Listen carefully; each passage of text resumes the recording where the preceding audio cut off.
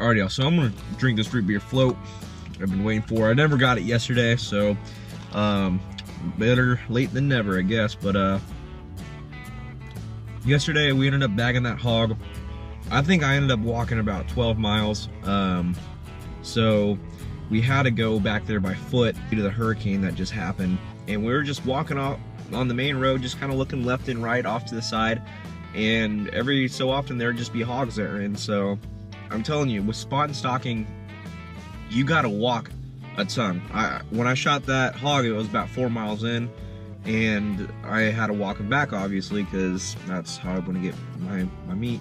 And it's a lot of exhausting work, but it's worth it. It's really cool. You get to see a lot of stuff. I mean, we saw probably 20 hogs that day. Since it's archery season, it's a lot more difficult to get the shots off because a lot of time they're in that thick swamp and stuff. And you just walk up, you know, every so often, stop, listen, and eventually those hogs will come up, and they'll be there and you'll see them. It's a lot of fun. I mean, you get to see a lot of stuff when you're spot and stalking. Hogs will be all over all times of the day. I shot mine probably around 12 or 1 p.m. Yeah, and then we tried going further up north to see if Chance could bag one, but his bow got all screwed up. Some of you may have been watching, like, how did that hog drop? That shot was really high. I hit him in the spine, so I broke that hog's back when I hit him.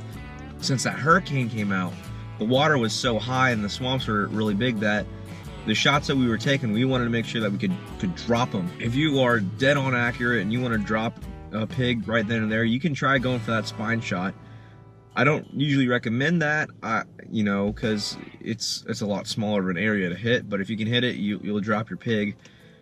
I mean, if that thing would have ran 100 yards, it would have gone into some really thick swamp, and that would have sucked getting them out. They also, when you shoot a boar hog, first thing you got to do, it sounds gross, but you absolutely have to do this, is castrate that boar. As soon as you kill him and you know he's dead, go take his parts out and then drag him back, because they'll taint the meat. You might think I'm crazy, but it makes a very big factor on how your game is going to taste. Another thing you got to consider too is if you're going to walk that far, you got to think about how big of a hog you're willing to shoot and how you're going to get him back. You either got to A, not take the shot, or B, have a plan to get him out there. If you're one thing you can do is if you shoot a hog that is a lot bigger than you think, you can actually section him out there and put the meat, if you have like Para 550 cord or something, you could wrap the meat on a branch and then put the branch on your back and carry it out. Some people like putting on a rope like I did and just drag them out. Some people will put the hog on top of them and then just walk the whole hog out. The one thing about that though is those things have a lot of ticks on them and other things, and I'll tell you what, I don't mind bugs and all that stuff, but when it comes to ticks and it comes to the idea of never being able to eat meat again, I don't mess around with that.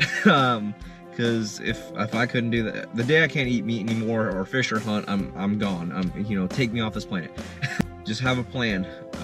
My plan is usually try dragging them out. If it's way too heavy or I don't have somebody with me, then I'll start taking that meat and I'll put it on a stick and put it on my back and walk it out, you know, so it's a little bit easier.